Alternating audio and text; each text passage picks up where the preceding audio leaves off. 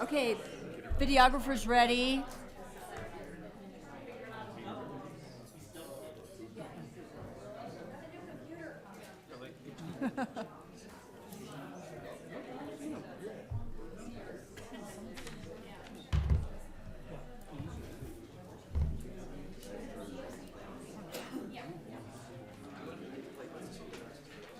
Yeah, there's already a.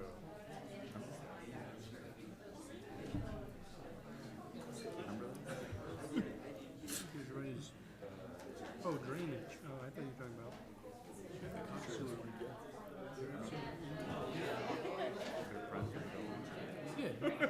I didn't know there was like full on. Ready to go. That's what, I know you have them.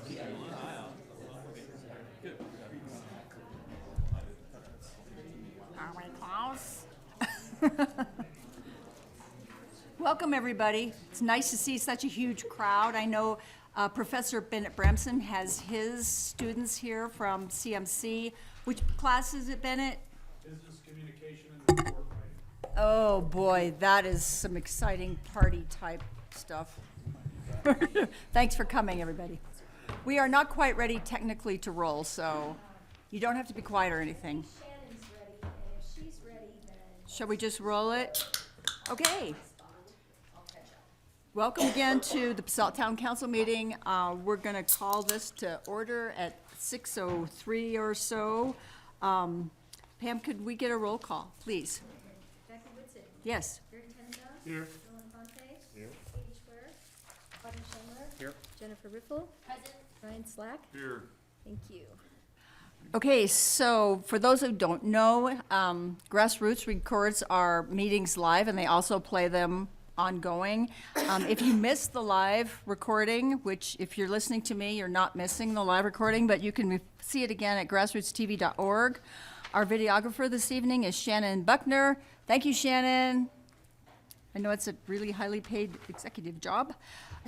Also tomorrow, and after every council meeting, there is a mayor's coffee, and it is currently being held at Cece's Cafe at 8 o'clock in the morning, 8 to 8:30. If people actually show up to talk to me, I will buy you coffee. Let's see.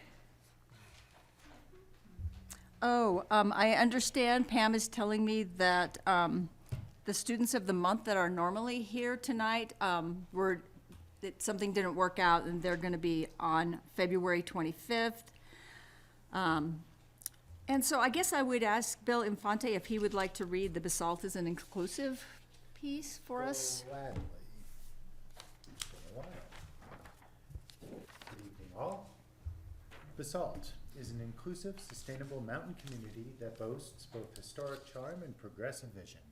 It is an engaging place to live, work, and play while offering an abundance of creative, professional, educational, and recreational outlets. Is it true? Give me an amen. Amen. Okay, thank you, Bill. Our first presentation tonight is Pitkin and Eagle County Clerks. I definitely saw Eagle. Present information on the first Colorado presidential primary in 20 years to be held on March 3rd. We are excited. It's a good thing. We are excited as well. Good evening. Thank you for having us again. I'm Regina O'Brien, the Eagle County Clerk and Recorder. And what was Yes, your... hi, I'm Elizabeth Granado, Elections Manager for Pitkin County. Unfortunately, Janice Boscadell could not be here today.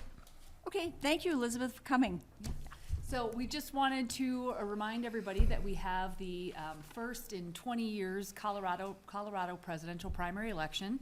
Election day is March 3rd, but ballots for our counties dropped in the mail yesterday. So voters should be looking for those in your mailbox by Friday of this week. If you haven't received them, go ahead and check your voter registration. You can do so at govotecolorado.gov.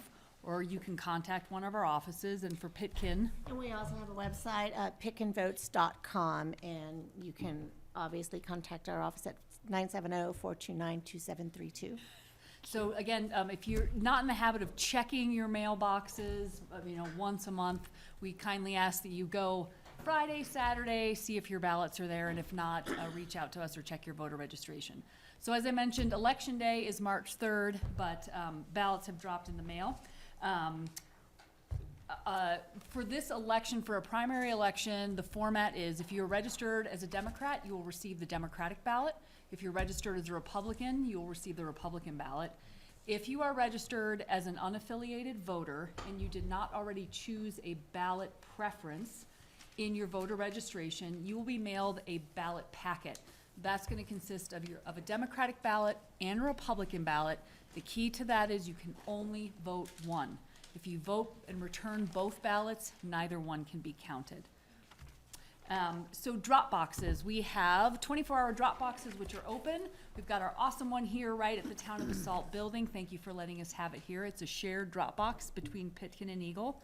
Yes, and we have drop boxes also at the Snowmass Town Hall and in front of our office at the Pitkin County Administration and Sheriff's Office in downtown Aspen. And then Eagle County, if you are going up by the Eagle Community Center, the Eagle County Community Center, right up there by Willits, we have a drop box there. And if you're traveling through, the main Eagle office has a drop box, as well as we have one in Edwards and Avon. As far as the last day to mail a ballot. So if you haven't received your ballot and you want to update your voter registration at govotecolorado.gov, the last day to do so is February 24th. And that's the last day that we can mail a ballot. After that, after February 24th, voters need to come into a voter service and polling center.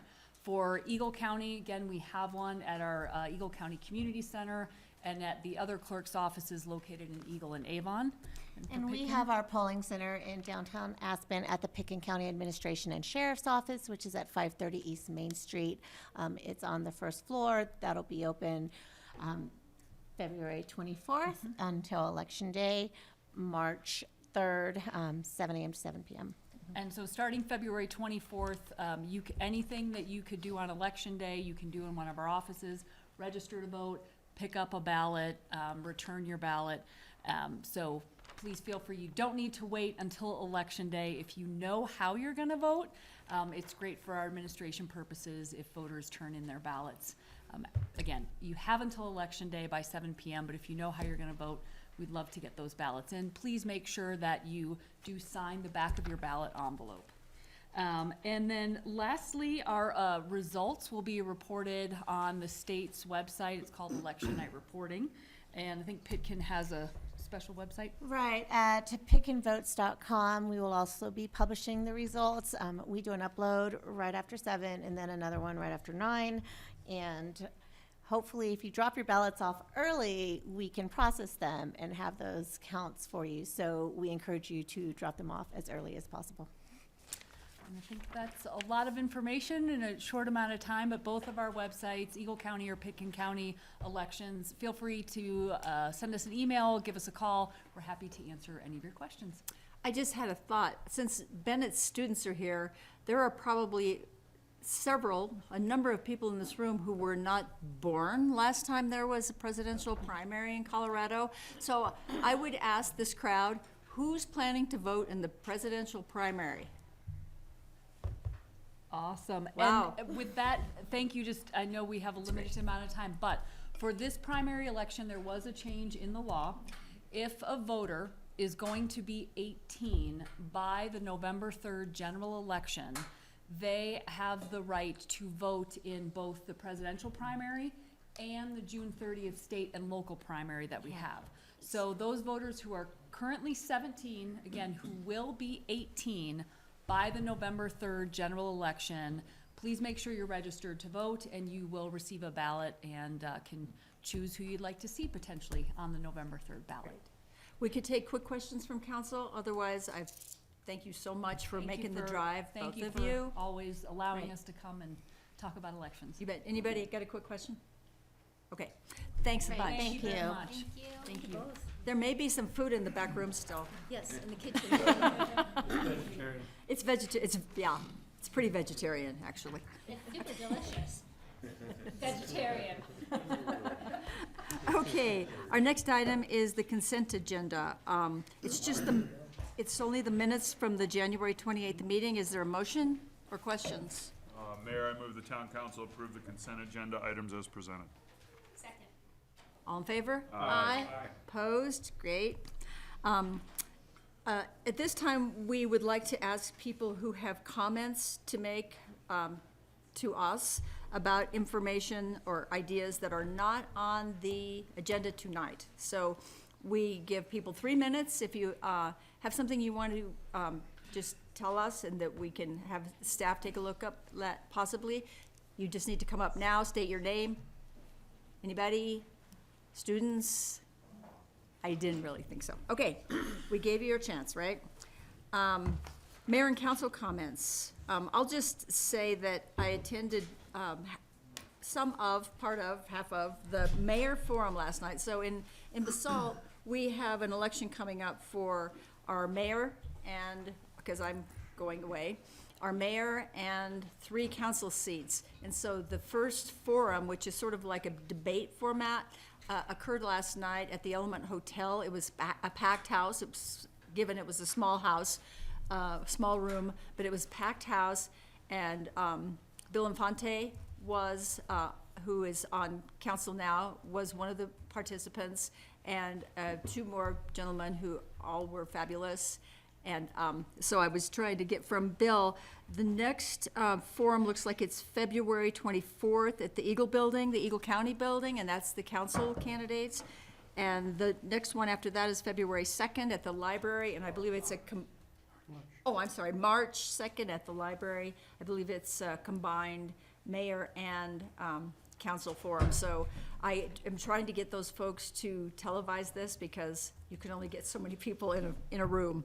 So anyway, that's all I have. Others? Auden? Yeah, I just wanted to circle back to an issue we've talked about in the past, which is the shooting range. And not having heard from the Department of Wildlife on this, Parks and Wildlife, I would love for us to send the letter that we sent to the governor and also follow up by doing some basic testing on land that we can. I know we can't access all the land. So just basic water testing. Send the letter to the governor and include in it, it's basically good as is. We just need someone to read it. But include, our interest in all the things we described, but also doing the green space, irrigated green space that they said they do. So if nothing happens, at least we get that as fire security. So if everyone agrees with that, I think we should do it. It's an administrative decision. It's an administrative decision. And thank you. One update on that. So the couple of us had met with DOW. It was, I guess, in December. And so we did send a follow-up communication to them afterward. And so we did quiz them on things like the timing of the testing. And they had indicated that they got their testing plan back.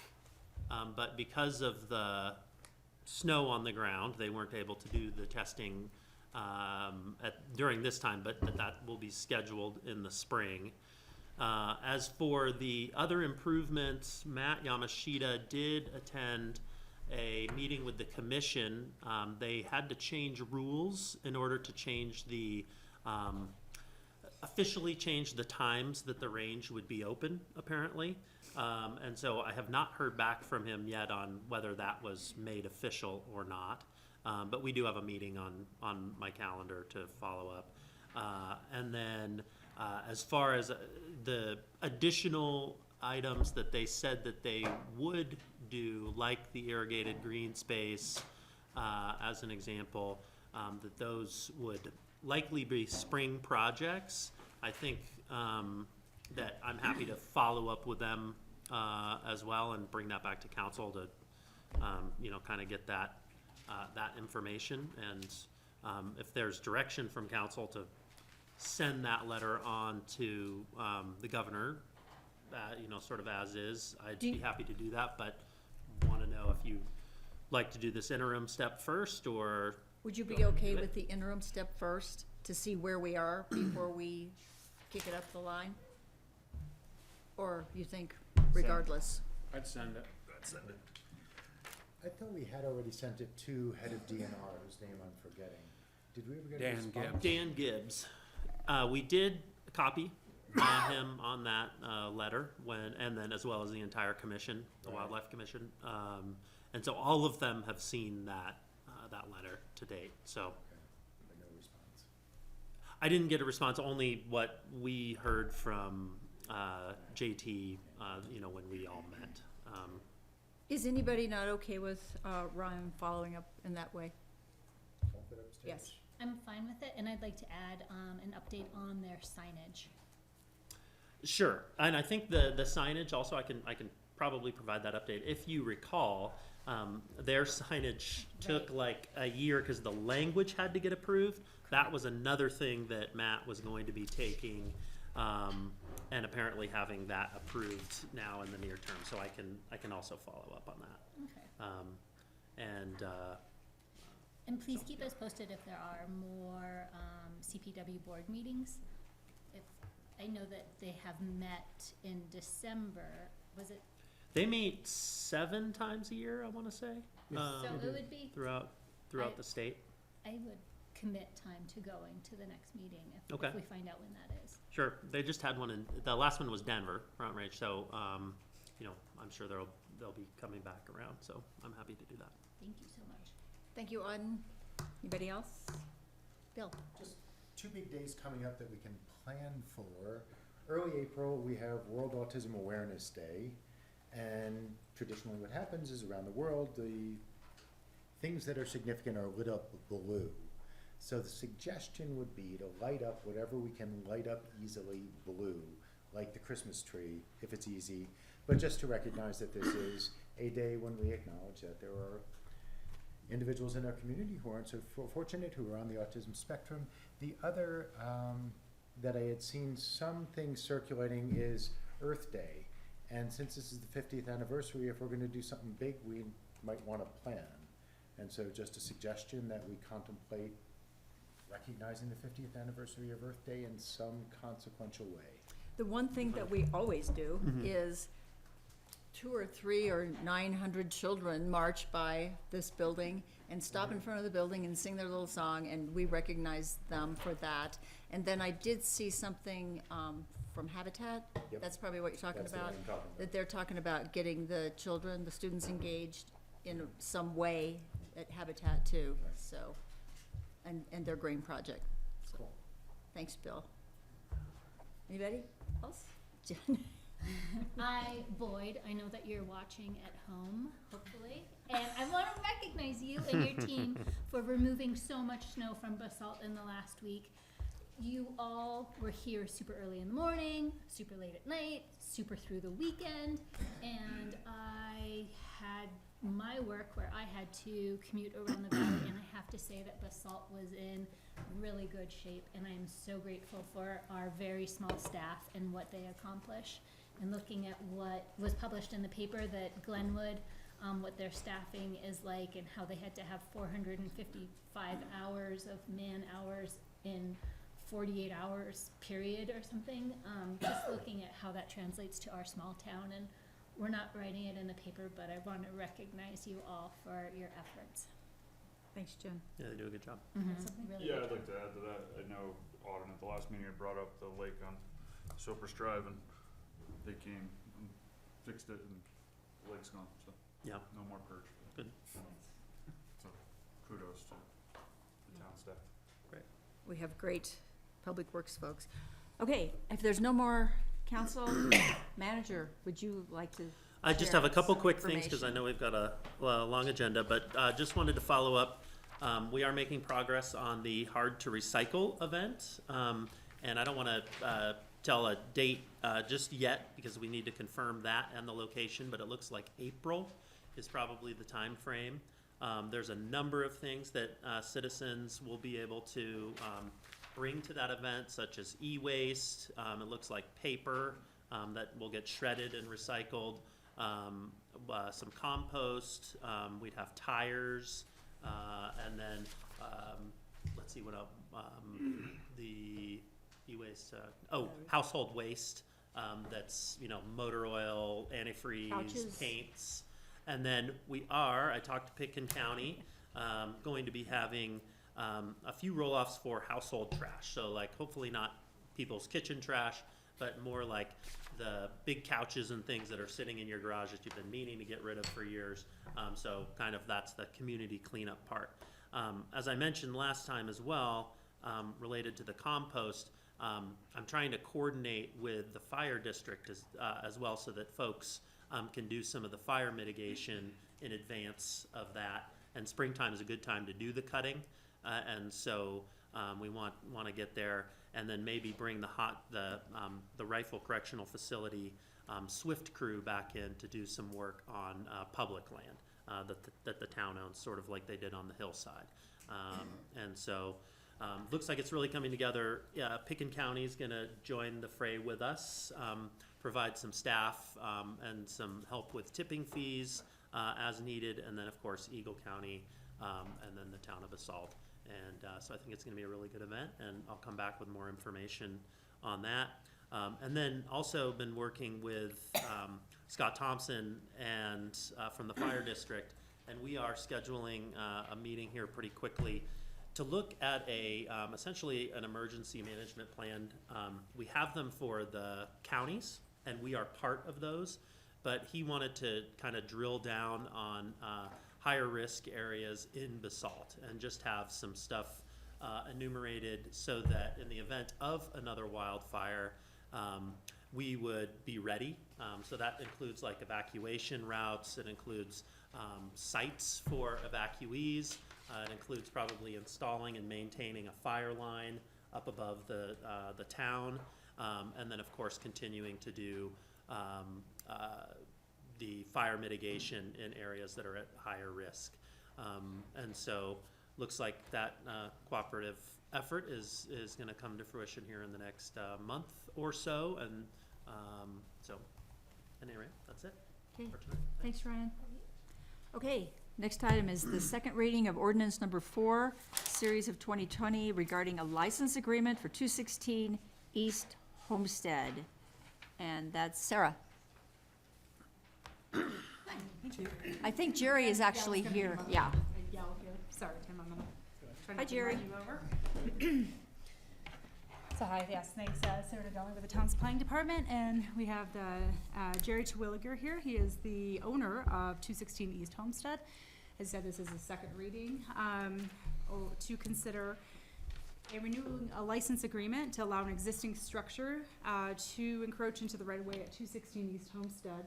And just to remind you, this is where the structure is. It's up to the sidewalk here. They were allowed to reconstruct a replacement garage in the same location in 2000 from the Board of Zoning Adjustments. At the time, the applicants received a 10-year license agreement, and in 2010 went before council and you approved another 10-year license agreement. At this time, the town attorney has requested that we go the route of a revocable license agreement that would give the applicant 180 days if for some reason the town decided to take that right away back to rectify the situation. They'd have 180 days.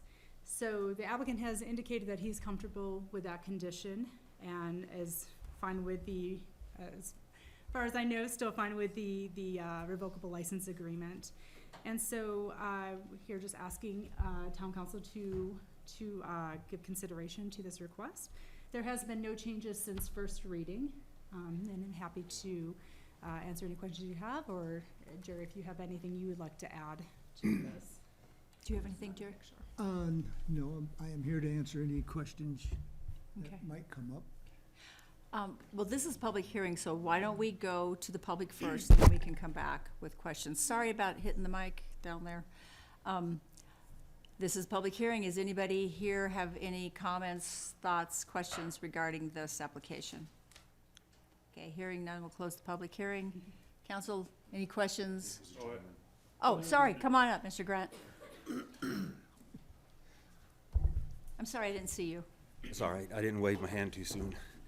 Dan Grant, 110 West Homestead Drive.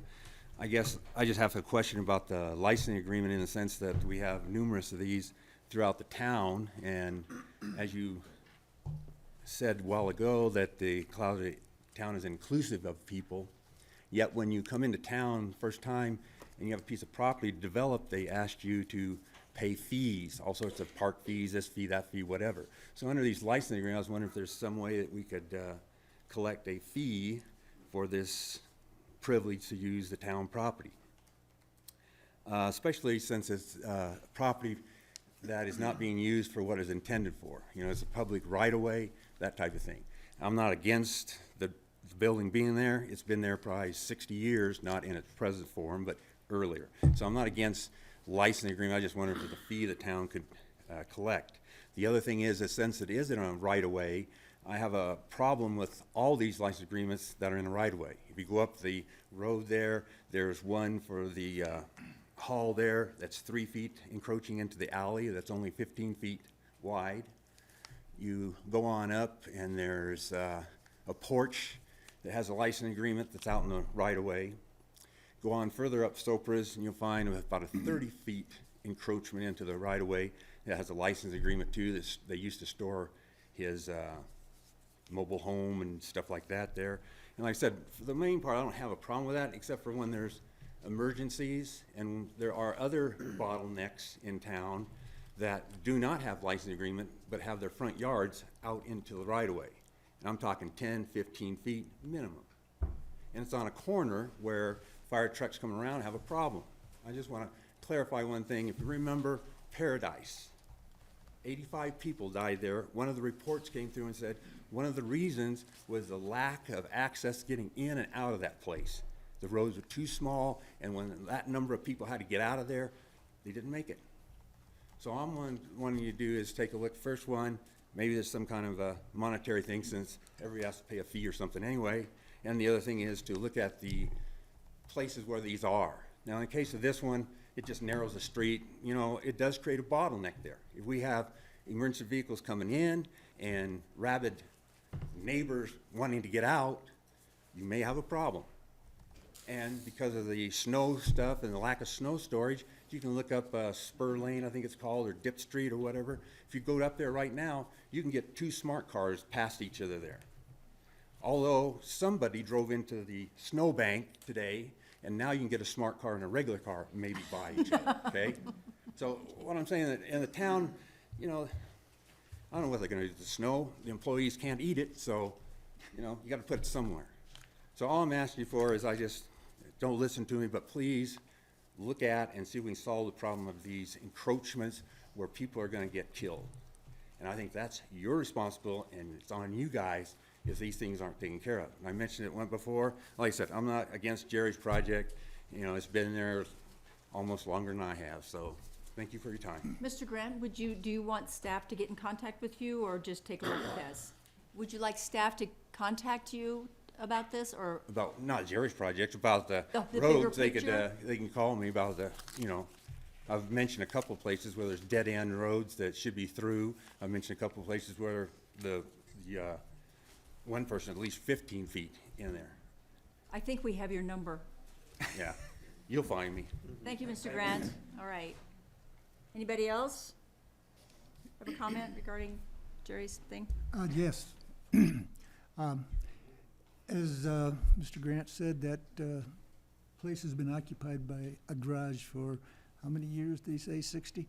And if you look at the street that goes down in this picture up here, you can see that it does not go any further into the right-of-way than the boulder wall that the town constructed when they put the sidewalk in. Also, that portion of Homestead Drive is actually quite wide. There's no problem with cars passing each other there. There are problems with cars passing each other further to the west when that curve occurs. And just as an aside, I also think that the sidewalk should be extended clear to Sopris Drive from where it is. Thanks, Jerry. You're welcome. Okay, anybody have questions of Jerry? Jerry, as much as I'd like to stick you for a little money for the town, I can't justify it. So I move that the town council adopt ordinance number 4, series of 2020 on second reading. Second. Further discussion? All in favor? Aye. Opposed? Sorry, Jerry, no money from you tonight. Would it work if I brought lunch next, or supper, lunch, dinner next time? Thanks, Jerry. Thank you for your time.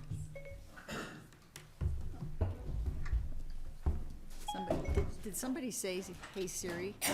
You did. I did, I wrote it. I'm here. No, no. Because we have a new. Hey James, can you put Bruce on We're gonna get Bruce Kimmel on the phone.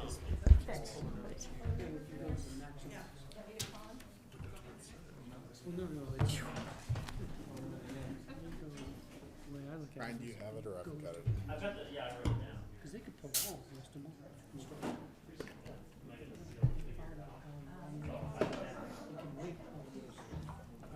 Share this.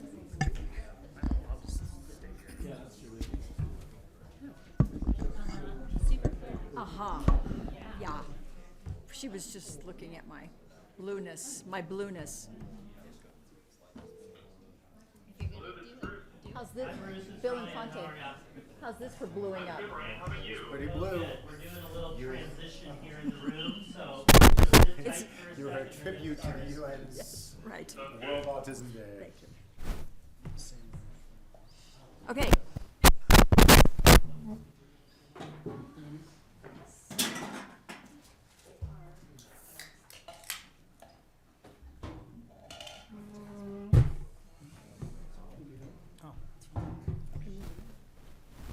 Are there any more chairs out there in the audience for the folks standing in the back, by any chance? We do have some under the stairs.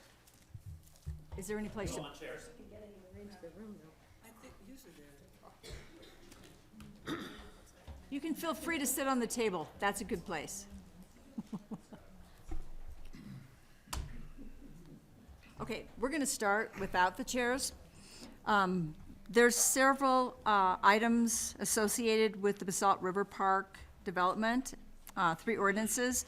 The first one that we're going to discuss is public hearing and first reading of ordinance number 5, an ordinance of the Town of Basalt approving amendments to the municipal code of the Town of Basalt, amending Town Code Section 16-30, Community Serving Commercial or CSC Zone District related to the Basalt River Park development. James Lint.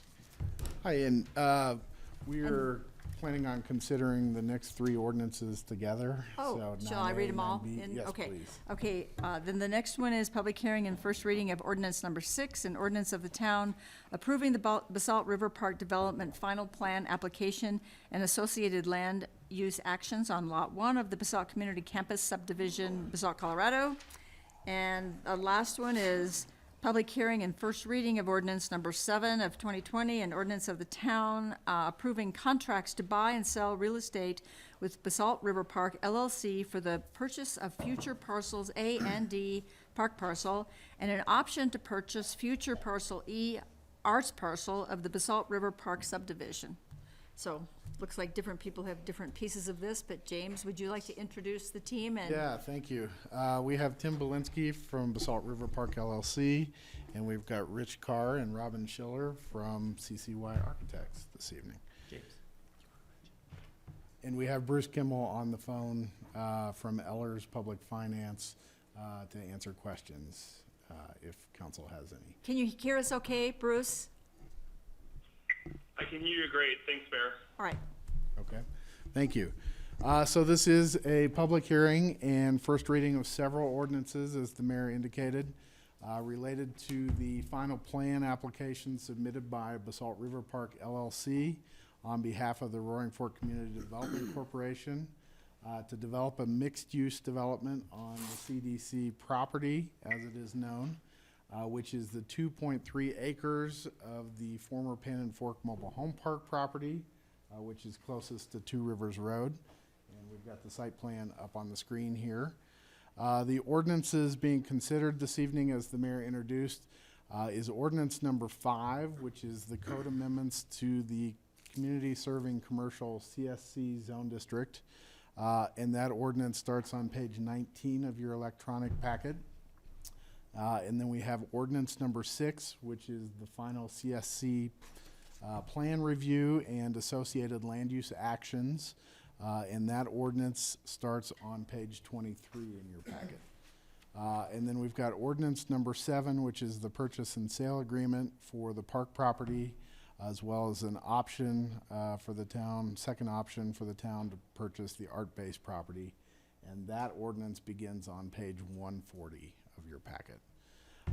So the review process for the CSC final plan review includes the P&Z Basalt Affordable Community Housing Committee, which is BAC, as well as the Parks, Open Space, and Trails Committee, Post Committee, making recommendations to the Town Council on the final plan review, which they have done, and staff will detail those as part of the recommendations.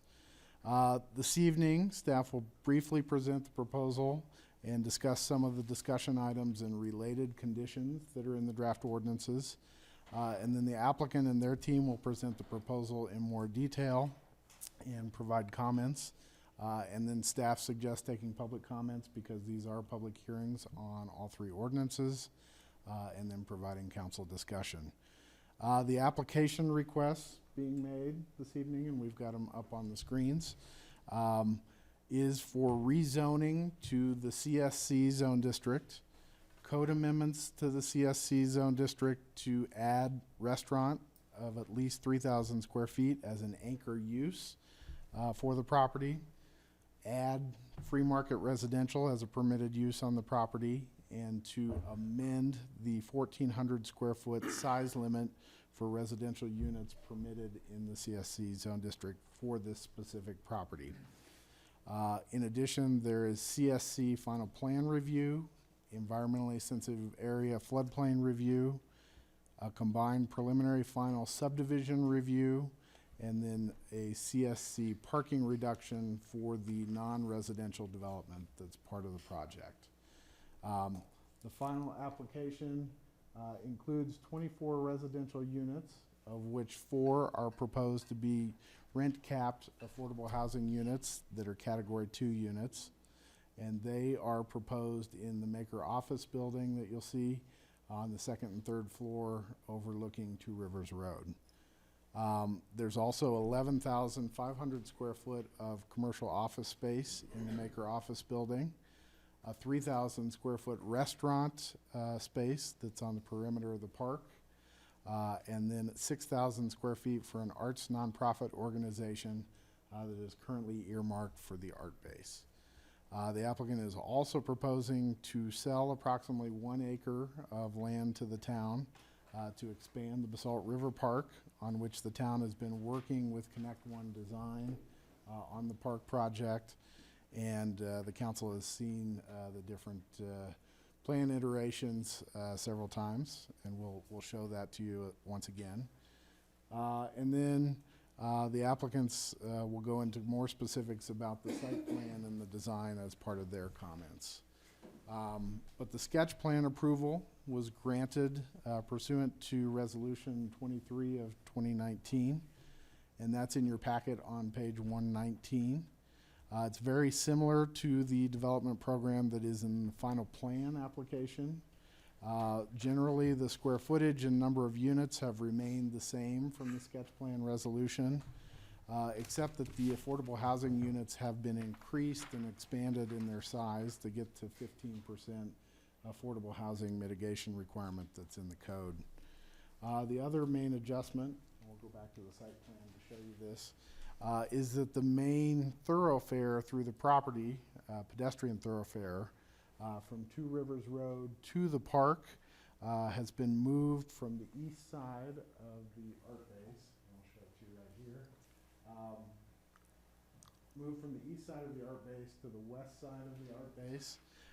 And this is so that the restaurant, which is located right here, and the art base can share trash, recycling, and service area between the 2 buildings. So that's a main adjustment from the sketch plan.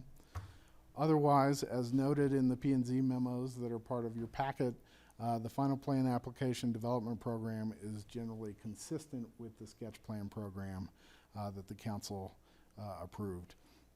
The sketch plan program that was approved by the council was based on deal points negotiated between the applicants and the town's financial consultant, Bruce Kimmel, that we have on the phone. And it included terms related to the purchase of the park on the east half of the CDC property. And you can see this is the portion that would be purchased.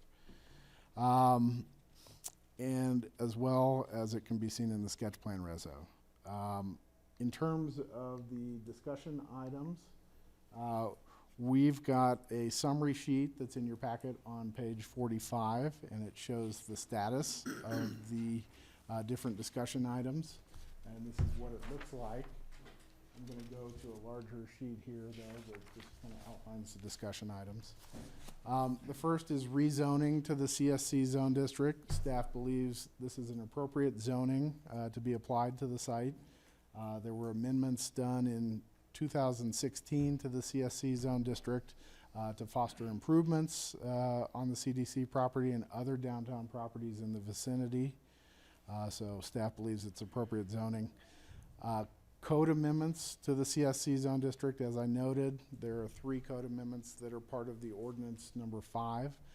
They would add 3,000 square foot restaurant as the anchor use. They would add free market residential as a permitted use on the property. And then it would also change the 1,400 square foot limit for the residential unit size. And we've got draft language that is in Ordinance 5 on page 19. Other discussion items that are part of the review are the affordable housing mitigation and the BOC recommendations.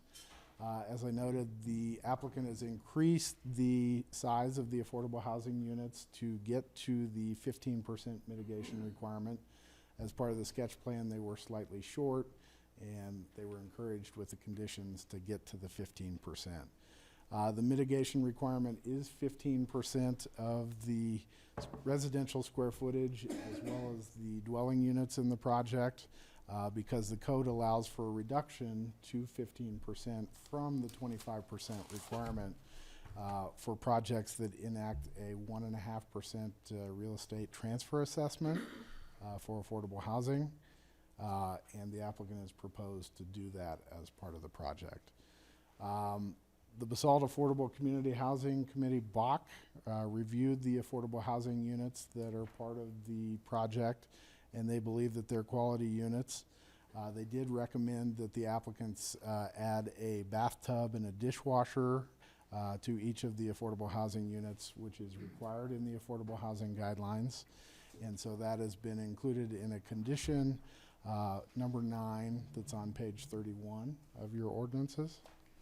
BOC also recommended that the town set up an administrative process for future conversion of the commercial on the second floor of the Maker office building to affordable housing units if the applicant ever wished to do so, if the commercial was not panning out.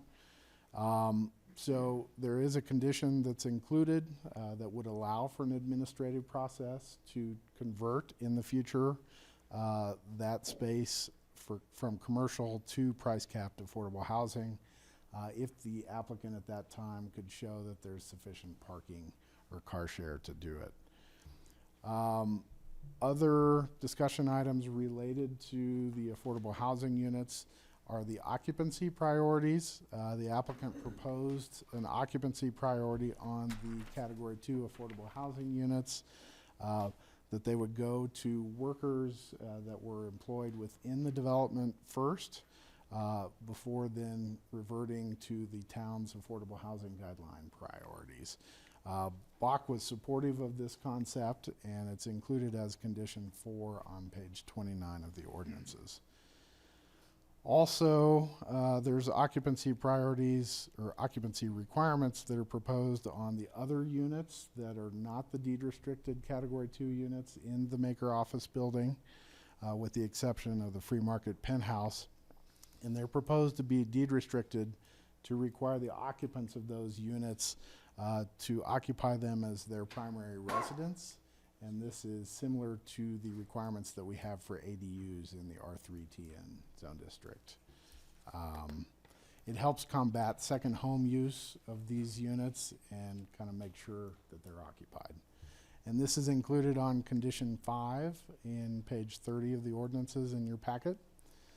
Other topics include parking. The applicant has proposed for the parking for the residential units in the project to be off-street. And then they're requesting the ability to park the commercial space on-street. This was consistent with the deal points that were included in the sketch plan to get as much park out of the site as possible. Condition is included that 37 on-street spaces be provided for the commercial, and that's condition 15 on page 32. Other topics for consideration include the public restroom options. They're outlined on page 95 of your packet, but we've also have them on the screen here. There were 2 options. The applicant was required to provide funding for public restrooms for the park. The first option was to attach it to the restaurant facilities in this area somewhere. And then the second option was to have a detached building on the backside of the bus stop here to include it as a detached structure. Post and P&Z unanimously recommended and supported the detached restroom with the bus stop. They felt it was more convenient for park users. They also thought it could happen earlier in the construction and happen with the park construction, whereas they may be an issue if it were proposed as part of the restaurant building. So there's a condition in the ordinance for the separated restroom option, but we'd like to hear council's comments as part of that as well. Other discussion topics include the phasing for the project. As I noted, it was generally outlined as part of the sketch plan and the negotiated deal points. It required the building permit on the affordable housing units come after 7 COs on free market residential units. It also requires that the restaurant be provided within a certain number of residential units and requires the applicant to put up $250,000 of financial security to make the restaurant happen. The condition representing this phasing is outlined in Exhibit D to the development ordinance, and it's shown in yellow on page 37 of your packet. I've also handed more legible copies out to council to look at. Other topics include the environmentally sensitive area review. Work was previously done to fill the site to bring it out of the floodplain. There was a letter of map revision that was filed by the applicants and the town with FEMA. Town's river hydrologist is processing the application with FEMA, and there's a condition requiring compliance with the floodplain regulations. And this is noted as condition 21 on page 33. In terms of other topics, bike share contribution, RAFTA provided comments that are in your packet, and they encouraged some first and last mile improvements to get people to transit and the BRT. Staff negotiated a contribution of $1,000 per year for 7 years once a significant amount of residential is complete towards bike share. And this is reiterated in the draft ordinances as condition number 24. Finally, other topics, green building. The applicants can detail this more in their comments, but they're proposing for the Maker office building to be LEED Core and Shell certified, and all of the residences in the project to be LEED certified. They're also proposing for the HVAC and the kitchen appliances, with the exception of the restaurant building, to be all electric. And this is included as condition number 2 in your ordinance. Finally, vested rights. The P&Z recommended 3 years of vested rights with the opportunity for the applicant to come back to the council and extend the vested rights. This is provided in language in condition number 32 in your draft ordinance. The applicants provided some alternative language, which is in your packet as well. It's grayed out in your packet as an alternative condition number 32. It would require a permit be provided on the townhomes within 2 years of the effective date of the ordinance. And then it would permit or require a permit on the Maker office building in an additional 3 years with a total vested right period of up to 7 years. So we've got that out there for council's consideration. And once again, that's condition number 32. Finally, we have the purchase and sale agreement topic. Might hand it over to Jeff Conklin, the town attorney, who drafted the ordinance on that one. Sure. For this. So one component of the project is for the town to purchase the park parcel. The, how that is structured within these ordinances is there's the third ordinance that would approve 2 purchase and sale agreements. One is for the park parcel at a price of $31.70 per square foot. Closing on that parcel would be upon the plat to create the parcel being recorded. So once the parcel's created, there's the opportunity for the town to purchase and close on that property. As to the arts parcel, it's the same price per square foot. There's the first opportunity to purchase that by the arts base. In the event that they are unable to move forward with the purchase, the town is in a position with a second contract to move forward on the purchase of that, and again close once the lot is created upon the plat being recorded. Okay. Thank you. So with that, as staff noted, P&Z and the post committee unanimously recommended approval with the conditions that you have in the ordinance. With that said, I'd like to turn it over to the applicants to provide more detail on the application and provide their comments. Thanks, James. Good evening, everyone. Hi, Tim. I'll just dive right in. Did you Design and paint, develop- did you paint that graphic? That's done by the guy on my left. Wow. Nice little piece of art, huh? It's caught a lot of people's eyes. Good job, Ben. That's my son. Oh. Congratulations on a cool son. He does good work. The design and development team, along with a good number of public servants and members of the community, have put their best ideas into this work. Robin and Rich from CCY will guide you through the materials so that you can get reacquainted with the plans that we worked on with you last year, which was a review process that unfolded over 12 public meetings, 10 of which were with town council here with you. As we get back into this information with you, I hope you see what I have, and that is how everyone associated with this has handled it as an opportunity and a commitment to really get things right. There's been a high degree of respect for the property. It's gorgeous over there, and its potential. The role it can play is huge in terms of revitalizing downtown.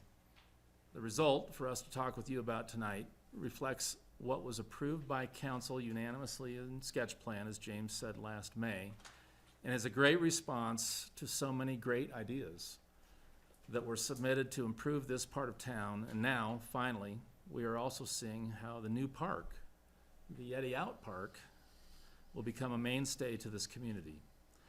This is such an important new area for us to see come to life, especially for the downtown community of merchants and residents. This team has worked diligently this past year to push for the best possible design solution. River Park is important to each of them professionally, and everyone should be proud of how this has been pulled together, both the result as a design plan and as a process that was open and honest and respectful. The design plan is a balanced and thoughtful solution for one of the most important, but we would call a missing link in the area. It's balanced because it brings a number of urban planning responses together while tempering the amount of density. It provides a completed look, a purpose, and a finished edge to the new park, the Eddie Out Park, and to the pair of existing neighbors on the site, which is RMI and Roaring Fork Conservancy. It invites interaction. It's an eclectic and interesting set of buildings which are threaded together in a campus-like atmosphere.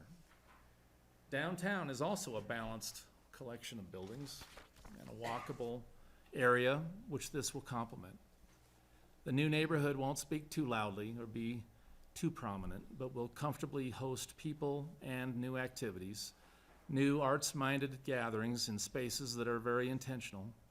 It will create a warm social atmosphere and be a place for people to interact easily, work and play and live, and bring more vitality and purpose to downtown.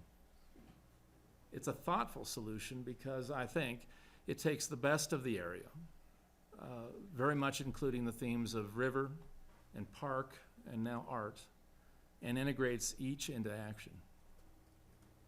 Our work started spring of 2018. Ben was still in college. We worked in public meetings with P&Z and Town Council for roughly a year through May of 2019. We worked on the project in a productive manner, which included a lot of public interaction and the evolution of the program.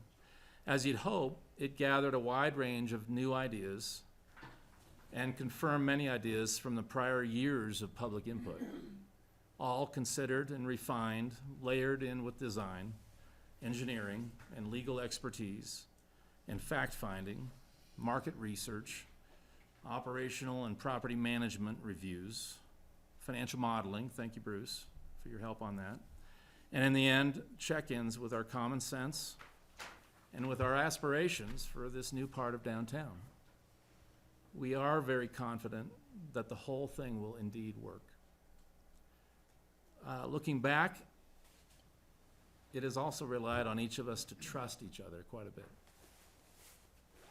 We explored and have added commercial space to the program.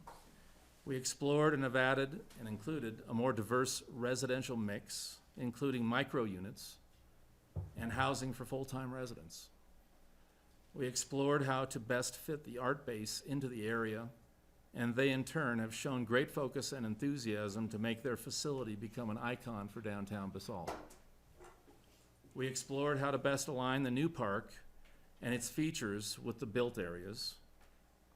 We explored how to balance the mix and the visibility of residential with the commercial space. We added commercial space. We increased the size of the restaurant. We put the commercial on the edge of the park and moved residential away from the most active play and gathering areas of the park. The sketch plan work that was approved in May was the result of a process that seemed to have worked pretty well. That doesn't mean that it was easy, nor was it very efficient, nor perfect, but it worked. I'll remind you of the comment made by a friend of mine as we were walking the park about a year and a half ago in the summer, so it must have been that. She said this: "There are no people here because there are no people here." She was pretty confused why the setting was so inaccessible and had such little purpose. She said it awkwardly, although with insight and intuition, that the area wanted people, and yet there weren't enough reasons for people to be in this place. This is what we are trying to provide: a reason to come here, lots of reasons to feel welcome here, and to enjoy and be a part of downtown Basalt. So we're pleased and appreciative of you, Council, for your involvement on this work thus far as we've now come together with the next round. I'll turn this over now to Rich Carr, who will turn it over to his associate, Robin Schiller. Let's have a little fun here, Rich. Okay, time for some fun. All right, let's get some fun going Get some on. color and markers out. Okay. Well, we are thrilled to be back. We've made a lot of progress. We're really excited to present where we are today. I don't think there are going to be a lot of surprises. Where we have ended up is very similar to what we talked about, as Tim and James mentioned. I think there are kind of three main tenets that we all identified back a year ago that we wanted to make sure this plan delivers on. One of them was creating vitality and vibrancy, again, in the right balanced way. Connecting the town to the river, of course, and embracing Basalt's small-town character. And again, what's the right balance there? I thought it was really intriguing, Bill, when you read the vision, which I hadn't focused on, the word picture there is perfect for what we're talking about. And I think the notion of engaging the historic charm of Basalt, but also being progressive, is what we're talking about. And so it's really fun to look back at that, and I think it really embraces what we're talking about. We've talked about that this new neighborhood really supports the continuing evolution of this part of town into a campus of nonprofits, being the arts and the environment, of course, which is a big part of Basalt's identity. We've talked about this being a place to live, work, and grow that speaks to the heritage of Basalt, its history as a railroad town, its rugged and funkiness to some degree, and using local and regional materials and textures and reinterpreting its natural and human history. And to do that, we have talked about, as Tim already mentioned, the residential being particularly on the western side, and the more vital mixed-use components being closer to the more active parts of the park. Nothing has changed there really at all. And the porosity point that we talked about so much, we worked hard to maintain that. There's been a couple slight improvements that we'll go through in the next slide. Can we go to the next slide? And this has come out of all the conversations and getting into more detail in the project, really. The first one has been clarity on how the art base is going to purchase, and James, you already mentioned that, so I'm not going to dwell on that. The primary, and James, you mentioned this as well, point number 2 was we've adjusted the primary location of one of the big pieces of porosity to be on the west side of the art base, and of course around the restaurant on the east side, and that allows it to be more functional in terms of service and delivery for the restaurant. That was a big focus, I think, coming from the town management and a number of people on the design team, is we don't want the sidewalk to be burdened by service and trash and mess and things like that. And Robin will go through in a minute our latest porosity diagram, and I think it will show there's just tremendous, all kinds of connections that make their way through the project and animate the project and connect to the park and connect back to town. James, you already stole the show on my slide. So affordable housing, James and I talked about that. I don't know if James mentioned this one piece, but there is a slightly bigger percentage of property that the town will have. We've already talked about the restroom location, and we've talked about lead certification, so I'll make it brief. Robin's going to get into much more detail on everything. Thanks, Rich. Yep. So, Ben, could we go to the next slide of the park? Oh, excuse me. We have here a diagram that Rich just alluded to, showing the pedestrian connections through the project. And I don't want to belabor it, but we've got the art alley between the mixed-use building and the art-based building, leading directly from Two Rivers Road into the park and on down to the landing area by the river. We've got connections across Two Rivers Road at 3 places, and the sidewalk all along the street side of the project. We've got pedestrian connection and pathways between the park and the restaurant here, which continues into the main path within the park, and then along the west side of the park, of the property, between River Park and the RMI building, as well as less prominent paths through the project. So lots of porosity. Next slide, please. We don't have anybody here from the Connect One firm that is designing the actual park for the town, but I want you to know that we have worked with them. We've met with them numerous times and are coordinating the design of the pedestrian areas of River Park with the actual park. And the plan that they have come up with, which I think council is familiar with, locates the most active and somewhat groomed portion of the park here near the main intersection of Midland and Two Rivers Road, where it's highly visible and highly accessible. As you move west along the river, the park is less manicured, more natural, moving into areas of meadow, wetland, and eventually woodland, with various activity areas there. And our project, River Park, connects from the art alley directly into the main park here. We have pedestrian areas and restaurant terraces areas here that front on the park to really make those activities play off one another. We have additional pedestrian connection to the park here in the center of our project and again on the west side. So we think these things are working well together, and we'll continue to coordinate with Connect One and the town's efforts through the landscape design, selection of plant materials, exterior lighting, so that we have a really continuous and seamless connection between the park and River Park. Next slide, please. Just moving through some views of the River Park project. This is the restaurant terrace looking out over the more active portion of the park, and in the distance would be the river and eventually the ridges on the south side of the valley, giving you an idea of how the restaurant activity will flow out into the public activity. This is a place where people who are using the park can come, and maybe if their kids are playing in the park, they can come to the restaurant and get a cup of coffee and sit outside, supervise their kids. Maybe somebody else is using the park during the day for a game or fishing, and then they're going to come to the restaurant for lunch. Or conversely, they're having lunch in the restaurant, and afterward they wander out into the park and walk through the park, bringing the kind of vitality and interaction that the town has expressed that they want here. So we think these work very well together. Next. From the main intersection of Midland and Two Rivers Road, it's very important what the public sees of the River Park neighborhood. We've located the restaurant there so that that will be the most prominent thing with, again, the pedestrian activity and at night lights and activity going on. You can see behind the restaurant a little bit of the art base building peeking up. Restaurant is a one-story building. Art base is 1 to 2 stories, so it doesn't dominate, but it becomes visible and noticeable. It's an important landmark. And the residential commercial portions of River Park, which are further away, are only slightly visible above the tops of those roofs. So we think that that's the right way for the public to see this project. Next, please. This is from the river near Midland Avenue, similar to what you would see from the bridge across the river on Midland. And there, the park is really the foreground with the public and the activity. This slide, this image, doesn't really show what will be developed in that park. That's still to be developed, but that will be the most prominent thing, with beyond it, the public activity of the restaurant there, and a portion of the art base building sticking up, which on this side is 2 stories, with an upper level terrace where they can have activities and kids playing and art going on. And that also erodes the end of that building, so it's not a big, heavy mass dominating the park.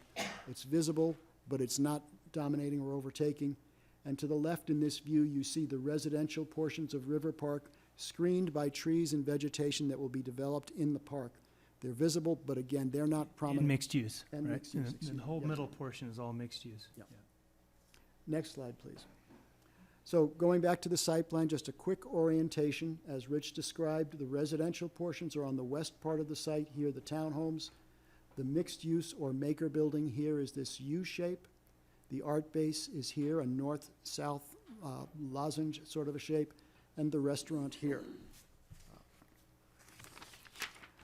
One thing we wanted to point out, we have provided in the package some more detailed drawings. This one is a strung-together elevation of the project, and it shows how from the height of RMI on the west, which is a fairly tall building for what it's 2 stories, our townhomes here are 2.5 stories, but they're actually no higher than the RMI building.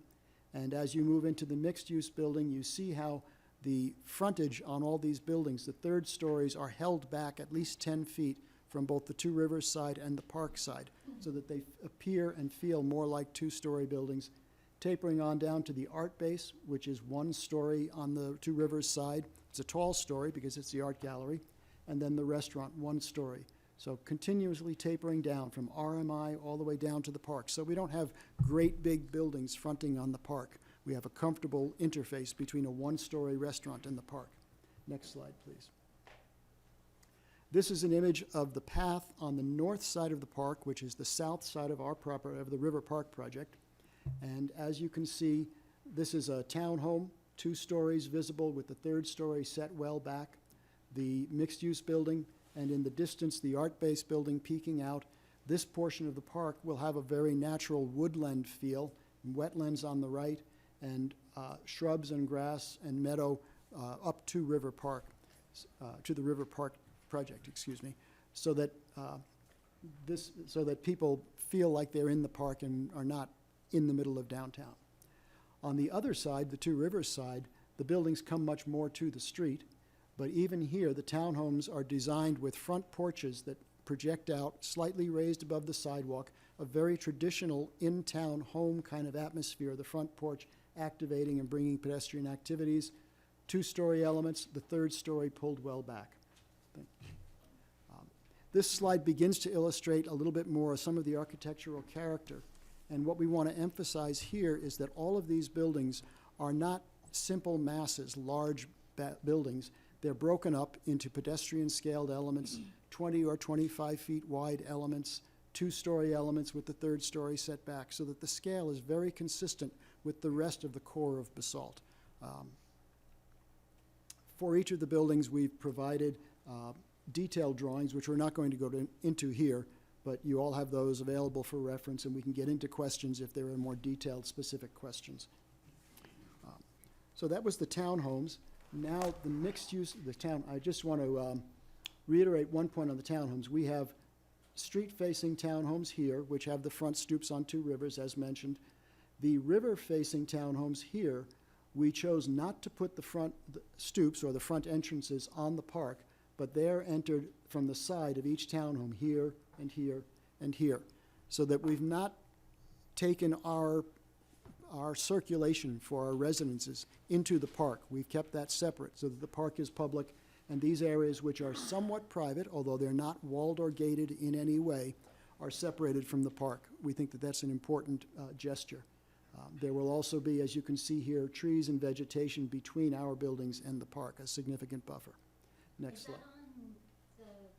That's on the town-owned property that you're proposing trees to be? Yes, the trees and landscaping here are on the town-owned property, and we've been working with Connect One on that, yes. Okay. Yeah, I mean, Connect One will be doing that. This is just illustrative, yeah. This is an illustration of the frontage of the mixed-use building, the commercial building, on Two Rivers Road. And what you see here is, first of all, a very wide sidewalk. The town has required a 10-foot wide minimum sidewalk along the whole Two Rivers frontage. In this area where there will be the most pedestrian activity, we've actually got 15 to 16 feet of sidewalk here. And we are proposing canopies over the front of some of this commercial space with columns supporting them. Very much the same atmosphere that you have in front of the Two Rivers Cafe right now which feels small. It shelters the pedestrians. It creates a quiet zone for pedestrians that feels protected from the cars and the traffic. We want to create that same atmosphere. Once again, in the Maker Building, the facades are broken up into smaller elements. There will be a combination of materials. We're looking at some wood siding, although the fire district is being very restrictive in use of wood siding because of their concerns about wildfire danger. So we may use some synthetic materials like Prodema, which are a bit of wood with a resin binder, which become much less flammable. There will also be some metal siding, possibly some modular concrete units. Brick siding? Brick, yeah. A variety of materials and colors to break it up. Once again, more detailed drawings. I'd like to pause here for just a minute and explain the makeup of this mixed-use building. The ground floor in the lower right-hand corner shows the U shape with commercial space all the way around it and parking in the center for the residences in that building. All of the commercial space has doors that open out at grade around the perimeter, and that space will be leased or sold in the smallest, in whatever increments the market desires. We expect it will be small increments, a number of smaller spaces in there. Then on the second floor, we have commercial space fronting the art alley, and this is where the residences begin with deed-restricted affordable housing on the north side facing Two Rivers Road, and then free market housing on this side facing the park. Excuse me, I'm pointing to the wrong floor. No, that's correct. That's the second floor, yeah. When we come up to the third floor, we have those same residences as on the second floor, duplicated, and then we have one large residence here on the top. Those all combine with the 11 townhomes to get to the 24 residential units. As I mentioned, the parking for all of the residences in the Maker Building is here on the inside of the U. The parking for the townhomes is in two-story garages, or two-car garages, inside each townhome. Next slide. I'm going to move now to the restaurant. We'll save the art base for last. But the restaurant here is a one-story building facing the park, as we've discussed. It's designed as a fairly simple volume, low in the service and the entry areas, with a little bit higher roof over the dining area. It's a landmark in the park. It's a pavilion in the park, but it's not a great big dominant monument. We've provided some preliminary plans for the restaurant here and elevations. The exact design of this restaurant will depend somewhat on a restaurateur who is found to operate it, and the applicant is in the process of searching for that and trying to arrange that currently. This brings us to the art base, which is in some ways a separate building from the rest of the project, in many ways integrated. There's actually a separate design effort and design team working in our office on the art base building. We've met numerous times with the art base staff and their board and designed it to their choices. What you can see here is the art base is a little more singular building. It's a little less historic reference to what's happened before in Basalt because it is a cultural facility and we want it to stand out, and the art base wants it to have its own personality. There are three main elements to the art base. They have exhibits, which will happen in a gallery here, which is close to Two Rivers Road because of people coming in and out, and also because that tends to be a rather enclosed space. By the needs for exhibiting art, it doesn't have a lot of windows. They have also education, which will happen in 2 classrooms in the 2-story portion of the building here. And then they have events. And events will happen within those spaces as well as on a second-floor terrace on the south end, and will hopefully spill out into this art alley, which is between the art base and the Maker Building. We think that is one of the most vibrant pedestrian areas of the entire community. From Two Rivers Road, this image just shows the frontage of the art base building, the mixed-use building beyond. This is the service area that James alluded to between the 2 buildings. At sketch plan, we hadn't really gotten into thinking too much about the service. When we went back after sketch plan approval to consider that more deeply, we realized there's really no backside to any of these buildings. The public is invited to walk all around them. So we felt it was important to put the service areas in a place where they could be screened from the public so they're not an eyesore. And that is done by here, a pair of opaque gates, which will be at least 6 feet tall. They'll be closed except when the staff is out there actually using the service area to bring something in or out. Art Base has expressed an interest in perhaps doing a mural on those gates, a mural which might change over time, just as they might have a mural on the side of the Art Base building facing the alley and one more facing the park. Next slide, please. This is an image of the end of the Art Base, the south end facing the park, and what you see, as I've mentioned before, is a second-level terrace here, which is an event space. Stairs from the park up to that second-level space so that when appropriate, the public will be able to circulate freely from up there and down. We have the kids' art classroom here on the ground floor of the art base with an outdoor space so that children's art activities in good weather can spill out and be adjacent to the park. And they will see the nature, they will be inspired by it, the public will see the children there, they'll be entertained and moved by it. And with that, I think I'd like to turn this over to Jenna Moe, the Executive Director of Art Base, who has some comments from their point of view as well. Thanks, Robin. Hi, everybody. Happy to be here again and continuing this exciting conversation. Want to reiterate a few of the things that we've discussed before, that art brings people together, and I think having the art base as the cultural anchor of this park and development is a great opportunity for Basalt to celebrate community. Art is a portrait of our community, and the art base is really of the region for the region. So to second a few of the things Robin said, the education component being on the park is designed to spill out onto the park to create vitality there with kids playing, and also access for the kids coming off of their walk from school through the park directly into the classroom. They have their own entrance. The exhibitions component being on the street with a peekaboo window so you can see into the gallery from the street is designed to lure people down Art Alley and show some animation on the street side. The event space on our second floor is really to complement what I've heard the town talk about a lot, which is bringing events to the park. And maybe someone wants to have their wedding ceremony down by the river, their cocktail hour at the art base, their dinner afterwards at Tempranillo or at the new restaurant. I think that we can be very complimentary to the mission to bring events to the park. We get a lot of requests now for events that we have to turn down because our programs are legitimately in competition with each other for space.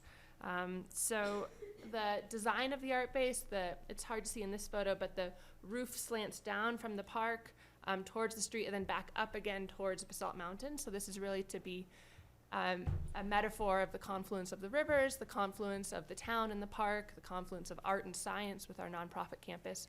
So we have a design committee and we put a lot of thought into this building and we're really proud of it. In terms of what we can do now, what we will be able to do that we can't do now, I just want to talk a little bit about the conflicts of our space with programming. So I think you've all been to the art base now, the old library. We have one classroom and one gallery that's really one space. So we can't run simultaneous kids and adult classes. And there's a desire for that. So for example, our free after school takes a pause the first month that school goes back into session because we have adult classes at that time of year. It's a real bummer to turn people away from free after school when they rely on that enrichment and that care for their kids. Similar in the summer, we have week-long art camps for kids and we never say no to scholarships. However, we can't offer any adult classes during that time because our space is completely turned over to the kids. So we'll be able to increase our programming. We say art for all ages and abilities at the art base. We also do a lot of art healing and hope and work with the Youth Recovery Center at Valley View Hospital. These are sensitive classes. These are people sharing emotional aspects to their life and also that are in care with direct nurse supervision in some cases. And we actually have to lock our facility when we have some of these classes, which means that you can't see the gallery. So having a gallery separate from the classroom will make it so we can better support the art and healing program and better support our artists with more access to their exhibitions. The building is designed, could you go back to the other one? So that there is a large staircase as you go up. So you enter in off of Art Alley. If you go up the stairs, you can go up to the adult classroom or to the rooftop terrace. If you were to come kind of towards me to the left, you'd go to the gallery, or to the right out to the youth classroom. The stairs are designed as a kind of a wide gesture so you can sit on the stairs and look at a projection wall. So there's built-in seating for talks and presentations, Like a community. mini amphitheater. Yeah, like an amphitheater, community meetings, you name it. Right now, a community meeting takes place near my desk, which is a very nice storeroom. So it'd be lovely to have, AV components and support the community in that way. I also want to talk about support for artists. We have a wonderful artist community in this valley. There's very little representation, very little opportunity for representation in Aspen because of prohibitive rent and what the gallery owners have to show to meet those demands of rent. And so what we used to be able to do with our annex gallery was present a high caliber space for artists from the Roaring Fork Valley to have solo show opportunities. We obviously don't have the annex anymore, so the new gallery is the size of our current space plus our old annex gallery combined to really support those emerging and established and student artists in our valley with solo shows. We'll also have a new component to our program, which is 2 studios for an artist residence program. So I think many people are familiar with Anderson Ranch. Anderson Ranch is actually better known outside of our valley than inside of our valley. Artist residence programs are highly sought after, huge resume building opportunities for artists. So I think a residency program would help put Basalt on the map in more ways than it is now and also attract tourism. I'm really proud of what we've done to date. In the last 4 years at the Art Base, we've doubled the budget with a net income coming out of a deficit and exponential growth in the membership base, and very considerable growth in participants in workshops, the number of classes we're offering. We are scaling up in preparation for this building, so scaling up the staff size, scaling up the budget, scaling up programming to a degree because we're limited with space, so that when we move into our building, we're prepared to operate that size facility. We hired a communications coordinator to help us tell our story. She started today. We've hired a curator, a contract position. She's already thinking about how to activate the site while it's empty with art so that there's not just a hole in the ground. It's an inspiring place to see art while we plan to break ground. We have selected a campaign manager. We are working on lead gifts with very promising progress in that department, and significant donations to date to cover our work thus far on the project. And let's see. I just want to reiterate, we selected Reese Henry to do a financial review and audited financials to show our commitment to ethics and transparency. And we're really excited to bring this project into the future and make this investment in the community. Art builds community, art celebrates community, and I wanted to share a quote that I read in the paper just the other day, and it says, "In the state of Colorado, arts and culture have contributed more than mining or transportation to the gross domestic product. Arts added $13.7 billion to the state's economy." That's a pretty good number, so. And how many billions are you proposing that you will? We're gonna burst. Yeah. So, thank you. Yeah. That's our presentation. We look forward very much to your comments and questions, and we thank all the people who've helped us get here. Thank you. Thank you. Very, very nice presentation, everyone. Did you want us to go to the public hearing at this point, or what do you want next? You could either do council questions if you have them at this point, or go right into public hearing. I mean, it seems like maybe some of the public is here for this, and so we're not, I don't know where we hope to end tonight, but we're only on the docket till 8:10, so I think since there is public here, I would just as soon let the public comment first. So this is a public hearing, opened at 7:30-ish. Anybody want to make comments regarding this? John. Hi, I'm John Black. I'm the Art Base Board President. I've also lived in Basalt for 30 years. And Only 30? yeah, I was trying to figure it out. It's close enough. Lest anyone think that I'm just a proponent of development, I helped bring about the Old Town FAR rules along with a number of neighbors. We even included the basement space in our FAR, which is more restrictive than Aspen, and every time I hit my bald head on a floor joist on a 5-foot ceiling, I curse myself. But I want to thank the council, Tim and CCY, for all the work on this project. We all know how many years this has been, and how many, I sit in so few meetings listening, but you all have gone through years of this. But I think it's proof that the effort is worth it, because we've come up with a project that I think the entire town can be proud of, and it's a fantastic entrance to Basalt. I've heard so many times the need to bring vitality to Old Town. This is it. This is what we want. It's fun, it's more people, it's more engagement for this town. I think it's of vital importance for the approval and adoption of this project. The public amenities of the project, the park and the art base, are, I think they're wonderful in the way that they'll improve every Basalt resident's life. Jenna touched on what the art base does. It's really remarkable, the numbers that go through the art base in our small confined building, and how exciting it would be to have this new facility, and how much we would expand, and how much we'd be able to further engage our visitors and Basalt residents in what we do. We're very excited about the project. We're really ready to hit the ground running. I'd like a show of hands from our board and staff that are here. We're all trying to show up en masse to make sure that you understand how much this means to us and how much we think it offers to the town. I think a downtown art center is really a game changer for Old Town Basalt, and really adds an identity to the town. It'll be not only a cultural center, but a community center as well, and it's been long overdue. Our new facility will just allow us to expand our mission and purpose to not only engage our own residents, but visitors as well.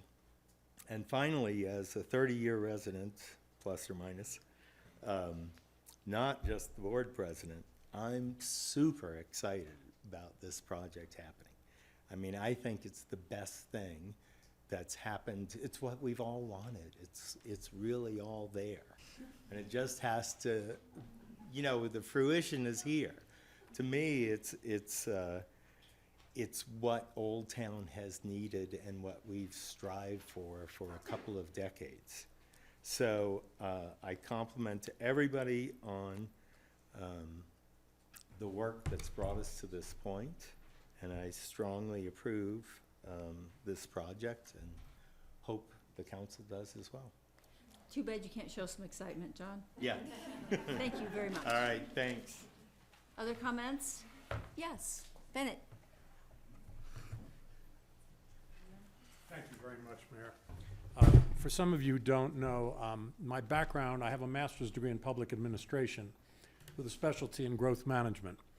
And for too many years in this town, the words growth and development have become four-letter words. And I want to commend Tim, I want to commend Jenna, I want to commend council for coming up with a plan that truly will grow this town in a sane, sound, and sensible way, which will enable us to increase our critical mass at the same time, do beautiful things for our town, and that of course, I laud you for. I do have two quick questions. One, will there be an elevator in the new art base to reach the second floor? Yes. Good. Number two is, have we had any conversations with the, I guess the folks who handle the river? Because I noticed last year, on a year that wasn't particularly a high runoff year, that water was right up at the top again. And are we going to be looking to do anything to raise the level there?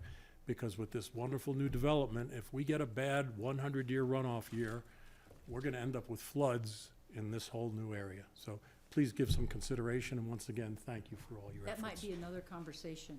Okay. Thank you very Thanks, much. Bennett. Thanks, Mayor. Anybody else? Of course, come on.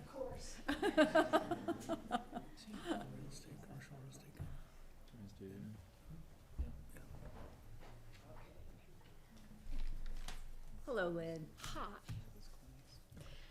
Well, this is my story. I came to Basalt with my mother and the Tokala Gallery in August of 2005. I had a 5-year lease at Riverwalk. At the end of that time, I was paying $7,000 a month in rent for a 1,500 square foot space, and a total of $15,000 of that rent money was Eagle County taxes. So the Great Recession arrived. My landlady was unwilling to reduce my rent. I was about to close the gallery when along came Bennett Bramson. And he said, "No, you may not." And that's because he was, had listed the old Basalt Gallery over on Two Rivers Road. So I moved over there.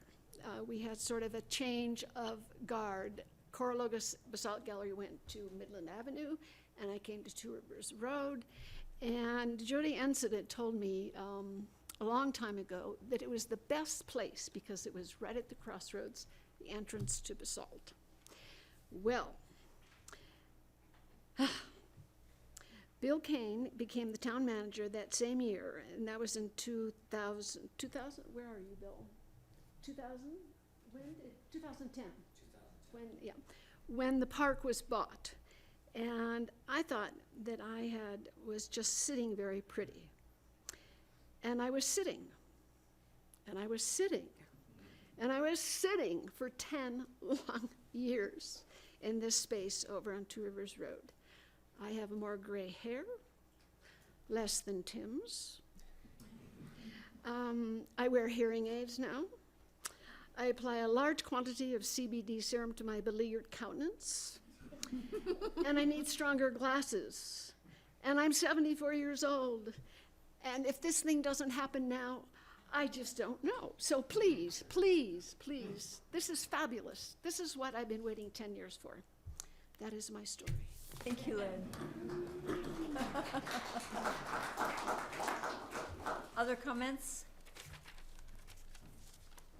Going?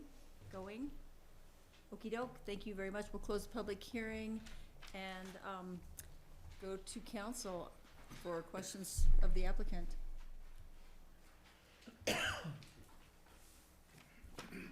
Gary? I'll start. So overall, I'm really happy that you kept it to where sketch plan was. I really appreciate that. I'm really, I'm looking forward to, I really can't believe this is maybe coming to an end, but it's a beginning. And to me, right, well, for me, it's an end, because I've sat through how many meetings with how many people coming here with concerns about this property.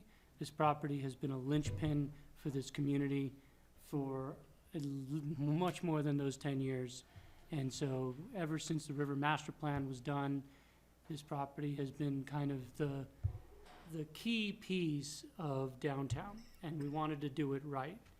And so, in the end, the reality for me was, is this the perfect development that I wanted all along?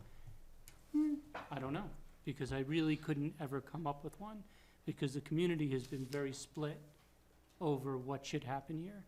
And it's funny, because I was on the bus this morning with some Basalt people, and I was talking to them, and they're just like, looked at me and they were like, it's a compromise, you got a park, you got some development. The biggest piece of the puzzle is potentially we can put the arts on this parcel. I really want that to happen. I think that's a critical component to this development piece. My biggest concerns on this, I am very supportive overall in the direction and where it has gone and where it is. My biggest concerns are the phasing. And really, truly, that is something that I'd like to kind of work on, because, the amendments you guys put to the potential